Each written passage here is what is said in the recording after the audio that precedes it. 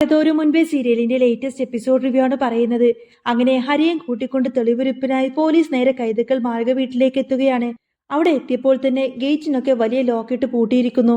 നാട്ടുകാരുടെയൊക്കെ ഭാഗത്ത് നിന്ന് വല്ല ഉപദ്രവം ഉണ്ടാവുമോ എന്ന് പേടിച്ചുകൊണ്ടാണ് അവരിങ്ങനെ ഗേറ്റൊക്കെ അടച്ചിട്ടിരിക്കുന്നത്.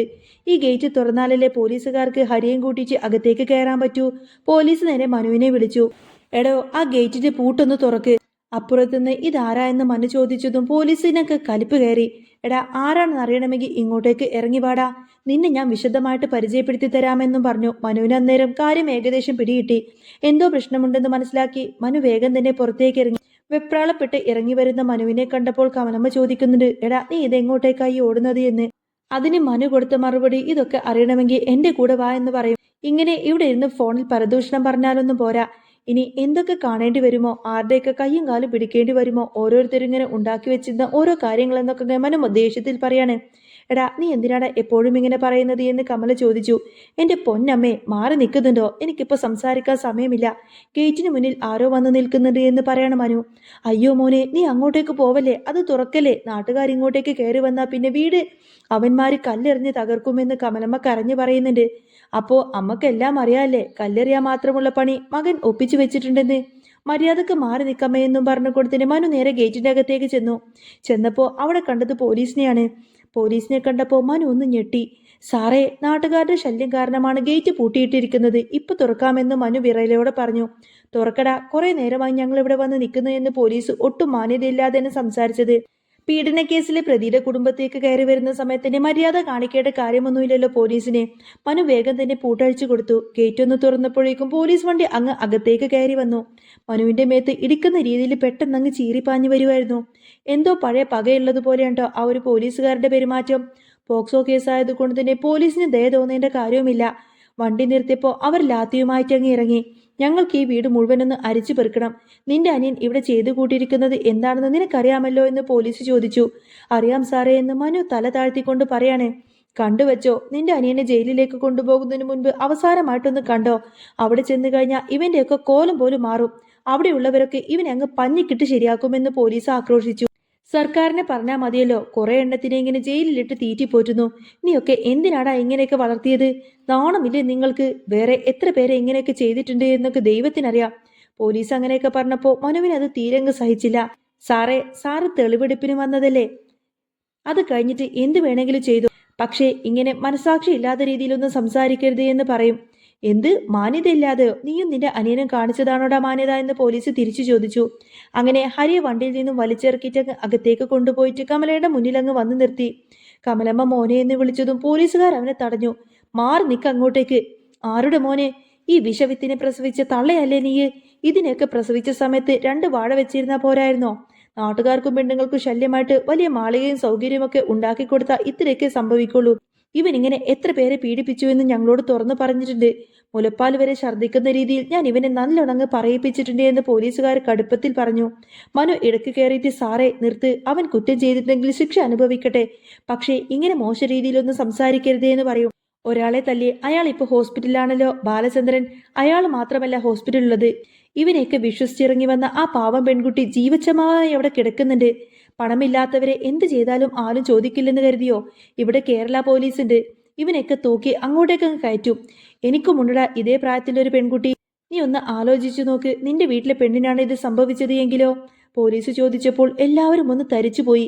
ഹരിയുടെ റൂമിൽ നടത്തിയ പരിശോധനക്കൊടുവിൽ കുറേയധികം CD-കളും മെമ്മറി കാർഡുകളും കിട്ടി.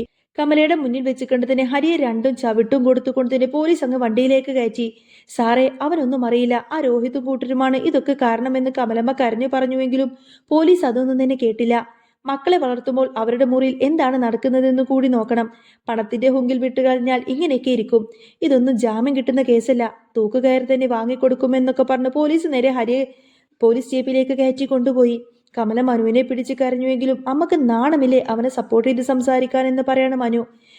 നമ്മുടെ നിരഞ്ജനക്കാണ് ഇങ്ങനെ സംഭവിച്ചതെങ്കിൽ അമ്മ ഇങ്ങനെയൊക്കെ പറയാവോ എന്ന് ചോദിക്കാണ് മനു. മനുവിന്റെ ദേഷ്യം കണ്ടപ്പോൾ തന്നെ കമലക്ക് വല്ലാത്ത അത്ഭുതമായി. ഇവൻ എന്തൊരു ചേട്ടനാണ്, സ്വന്തം രക്തത്തെ പോലും ഇവൻ തള്ളി പറയുന്നു എന്ന് കമലമ്മ ഇങ്ങനെ പിറുപിറുത്തു. അലീനയും രോഹിത്തിനെയും സഹായിക്കാനാണ് മനു നോക്കുന്നത് എന്ന് കമലമ്മക്ക് മനസ്സിലായി.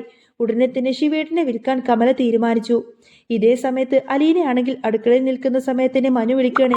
രോഹിതിനെ അങ്ങോട്ടേക്ക് കൊണ്ടുവന്നോ? അവന്റെ മുറിയിൽ എന്തെങ്കിലും ഉണ്ടെങ്കിൽ അത് മാറ്റണം. പോലീസ് അങ്ങോട്ടേക്ക് വരാൻ ചാൻസ് ഉണ്ട് എന്ന് മനു പറഞ്ഞപ്പോൾ അതൊക്കെ ഞാൻ നേരത്തെ തന്നെ മാറ്റിയിട്ടുണ്ട് മനുവേട്ട എന്ന് അലീന മറുപടി നൽകി.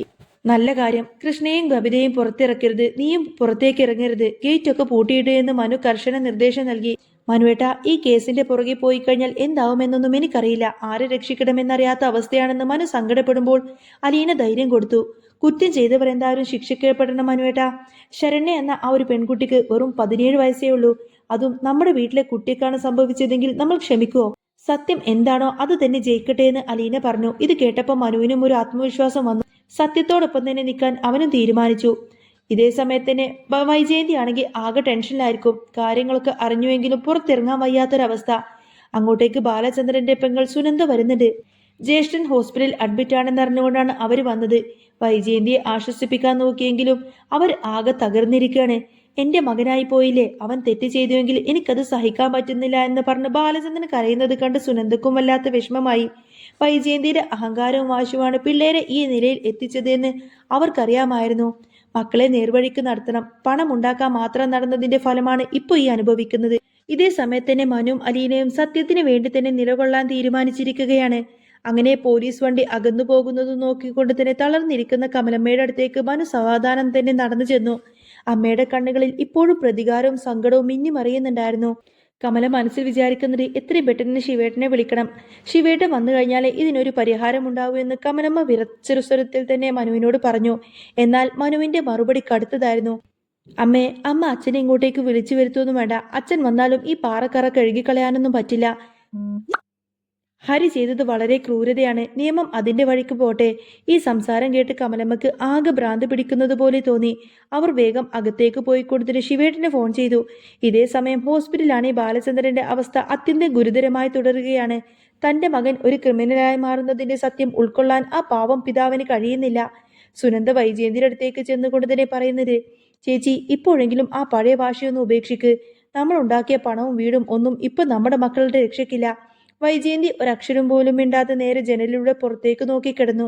അവരുടെ മനസ്സ് നിറയെ അലീനയോടുള്ള കടുത്ത പക മാത്രമായിരുന്നു. ഈ വീഴ്ചയ്ക്ക് കാരണം അലീനയാണെന്ന് അവർ ഉറച്ചു വിശ്വസിച്ചു. അടുത്ത ദിവസം രാവിലെ പോലീസ് സ്റ്റേഷനിലേക്ക് നാടകീയമായ രംഗങ്ങളാണ് നടക്കുന്നത്. ഹരിയെയും രോഹിത്തിനെയും മുഖാമുഖം ഇരുത്തി ചോദ്യം ചെയ്തു. രോഹിത് വിറച്ചുകൊണ്ട് പറഞ്ഞു, സാറേ, എല്ലാം ഹരിയാണ് പ്ലാൻ ചെയ്തത്. ഞാനൊന്നും ചെയ്തിട്ടില്ല. ഇത് കേട്ട് ദേഷ്യം വന്ന ഹരി രോഹിത്തിന്റെ നേരെ അങ്ങ് ചാടി വീണു. പോലീസുകാർ ലാത്തിവീശി അവനെ അങ്ങ് ശാന്തനാക്കി. ഇതിനിടയിൽ അലീന അങ്ങോട്ടേക്ക് എത്തി. അവളുടെ കയ്യിൽ നിർണായകമായ ഒരു പെൻഡ്രൈവ് ഉണ്ടായിരുന്നു. ഹരിയുടെ പഴയകാല ചിത്രങ്ങളും ചതിക്കുഴിയുടെ തെളിവുകളുമായൊന്നും അതിൽ. അലീന മനുവിന്റെ കണ്ണിലേക്ക് നോക്കി. മനു ഒരു നിമിഷം പതറിയെങ്കിലും അലീനയുടെ നിശ്ചയദാർഢ്യം അവന് കരുത്ത് നൽകി. മനുവേട്ട, നമ്മളിപ്പോ തളർന്നാൽ ആ പാവം പെൺകുട്ടിക്ക് നീതി കിട്ടില്ല, അവൾ മന്ത്രിച്ചു. പെൻഡ്രൈവിലെ ദൃശ്യങ്ങൾ കണ്ട് പോലീസ് ഓഫീസർ അങ്ങ് ഞെട്ടിപ്പോയി. ഹരി വെറും ഒരു പ്രതിയല്ല, മറിച്ച് പല പാവം പെൺകുട്ടികളുടെയും ജീവിതം തകർത്ത ഒരു വേട്ടക്കാരനാണെന്ന് അവർക്ക് ബോധ്യപ്പെട്ടു.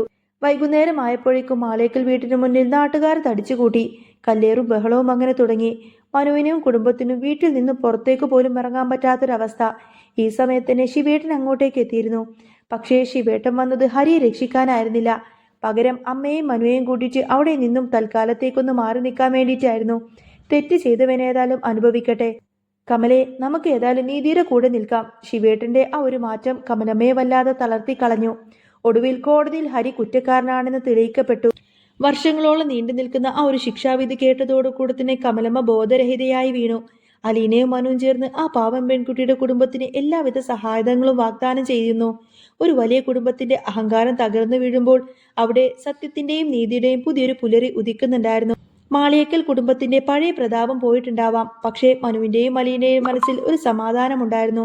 തങ്ങൾ ശരിയുടെ ഭാഗത്താണ് നിന്നത് എന്ന സമാധാനം. അങ്ങനെ ഒട്ടും പ്രതീക്ഷിക്കാത്ത രീതിയിലുള്ള വമ്പൻ ട്വിസ്റ്റ് നിറഞ്ഞ എപ്പിസോഡുകളൊക്കെ തന്നെയാണ് വരാൻ പോകുന്നത്.